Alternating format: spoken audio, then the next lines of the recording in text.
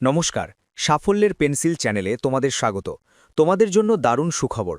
অশিক্ষককর্মী নিয়োগের জন্য বিজ্ঞপ্তি জারি হয়েছে, যেখানে সম্পূর্ণ সরকারিভাবে এই নিয়োগটি করা হচ্ছে। এখানে তোমাদের বিভিন্ন পোস্ট রয়েছে, যেখানে মাধ্যমিক যোগ্যতা থেকে শুরু করে একেবারে গ্র্যাজুয়েশন যোগ্যতার বিভিন্ন পোস্ট রয়েছে। এবং এখানে বয়স যেটা প্রয়োজন সেটা হলো 18 থেকে 40 বছর। তবে তুমি যদি একজন SC/ST ক্যান্ডিডেট হয়ে থাকো, তুমি বয়সে 5 বছর ছাড় পাবে। তুমি যদি একজন OBC ক্যান্ডিডেট হয়ে থাকো, তুমি বয়সে 3 বছর রিল্যাক্সেশন পেয়ে যাবে। অবশ্যই তোমাদের এই ভিডিওর মাধ্যমে কিভাবে ফর্ম ফিল আপ করতে হবে প্রত্যেকটি তথ্য থাকবে। তোমরা যে কোনো রাজ্য থেকে তোমরা অ্যাপ্লাই করতে পারবে, কারণ এই যে নিয়োগটি এটি অল ইন্ডিয়া যে কোনো প্রার্থীরাই অ্যাপ্লাই করতে পারে। ওকে, তো একদম আমি অফিসিয়াল নোটিফিকেশনে চলে যাচ্ছি। দেখতেই পাচ্ছ যে এসেনশিয়াল কোয়ালিফিকেশন এবং কোন কোন পোস্টগুলোতে নিয়োগ করা হচ্ছে। সবই কিন্তু তোমাদের নন টিচিং পোস্টে নিয়োগ করা হচ্ছে। যেখানে দেখো জুনিয়র অ্যাসিস্ট্যান্ট, এই জুনিয়র অ্যাসিস্ট্যান্ট পোস্টের জন্য অ্যাপ্লাই করতে গেলে তোমাদের যোগ্যতা যেটা লাগবে যে কোনো শাখায় গ্র্যাজুয়েশন, সে তুমি আর্টস থেকে গ্র্যাজুয়েশন করো কি সায়েন্স নিয়ে গ্র্যাজুয়েশন করো কি কমার্স নিয়ে গ্র্যাজুয়েশন করো, গ্র্যাজুয়েট হলেই অ্যাপ্লাই করা যাবে। এবং 1 বছরের ডিপ্লোমার কথা বলা হয়েছে কম্পিউটার অ্যাপ্লিকেশন নিয়ে। পরবর্তী যে পোস্টটি সেটি হলো অ্যাকাউন্ট অ্যাসিস্ট্যান্ট। এই পোস্টের জন্য যারা যারা তোমরা বিকম পাস করেছো তারা অ্যাপ্লাই করতে পারবে, এবং তোমাদের এখানেও তোমাদের কম্পিউটার 1 বছরের ডিপ্লোমা প্রয়োজন। তবে তোমাদের যোগ্যতা যদি মাধ্যমিক থাকে, তোমরা অফিস অ্যাসিস্ট্যান্ট MTS পোস্টের জন্য অ্যাপ্লাই করতে পারবে। দেখতেই পাচ্ছ এখানে তোমাদের মাধ্যমিক পাস যোগ্যতার কথা বলা হয়েছে, ঠিক আছে। এবং তোমার যদি হাইয়েস্ট কোয়ালিফিকেশন হিসাবে তোমাদের উচ্চ মাধ্যমিক এখানে দেয়া রয়েছে, তবে মাধ্যমিক যোগ্যতা এখানে কিন্তু প্রয়োজন আছে। পরবর্তী হচ্ছে এখানে তোমাদের এজ 18 বছর ন্যূনতম বয়স এবং ম্যাক্সিমাম বয়স হচ্ছে 40 বছর। এখানে সব কয়টি পোস্টের জন্য সেম বয়সই কিন্তু আছে, 18 থেকে 40 বছর। তুমি যদি একজন SC/ST ক্যান্ডিডেট হয়ে থাকো 5 বছর, OBC ক্যান্ডিডেট হয়ে থাকলে বয়সে 3 বছর রিল্যাক্সেশন পেয়ে যাবে। এছাড়া যারা এক্স সার্ভিসম্যান PWBD ক্যাটাগরি থেকে তারাও কিন্তু অ্যাপ্লাই করতে পারে। এবং এখানে দেখো তোমাদের আবেদন শুরু হয়ে গেছে 25শে মার্চ থেকে 15ই এপ্রিল পর্যন্ত তোমরা অনলাইনে আবেদন করতে পারবে। এবার অনলাইনে আবেদন করার পরে তার যে হার্ড কপি তোমাদের পাঠাতে হবে 22শে এপ্রিলের মধ্যে। ওকে, এখানে অ্যাপ্লিকেশন ফিজ হচ্ছে 1000 টাকা তোমাদের অ্যাপ্লিকেশন ফিজ, এবং SC/ST যারা ক্যান্ডিডেট তাদের হচ্ছে 500 টাকা অ্যাপ্লিকেশন ফিজ লাগছে। তো চলো আর কি তোমাদের এখানে প্রয়োজন আছে সেগুলো বলে দিই।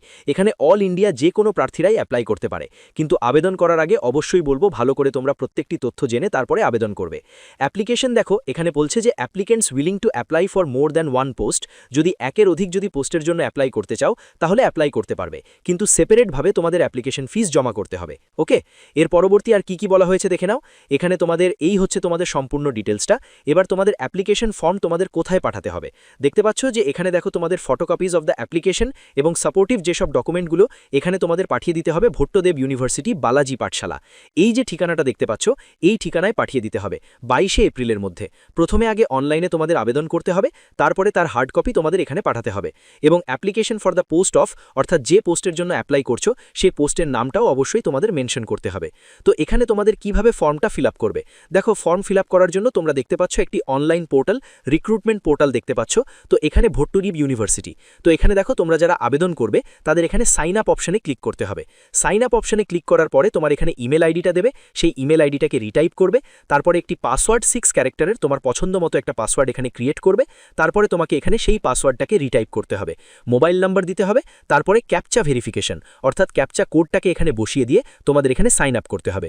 সাইন আপ করার পরে তোমরা এখানে লগ ইন করবে, যেখানে তোমার ইউজার নেম অর্থাৎ তোমার ইমেল আইডিটা এবং তুমি যে পাসওয়ার্ডটা ক্রিয়েট করেছিলে সেই নিউ পাসওয়ার্ডটা এবং ক্যাপচা কোড বসিয়ে তোমরা লগ ইন করে ফর্মটা ফিল আপ করতে পারবে।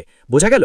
এবার দেখো যে তোমাদের এখানে যে নিয়োগ হচ্ছে এই যে ভট্টদেব ইউনিভার্সিটি অর্থাৎ তোমাদের আসামে কিন্তু আবেদন করতে পারবে অল ইন্ডিয়ার ভারতীয় নাগরিক, প্রত্যেকে এখানে অ্যাপ্লাই করতে পারে। শূন্যপদ কি রয়েছে?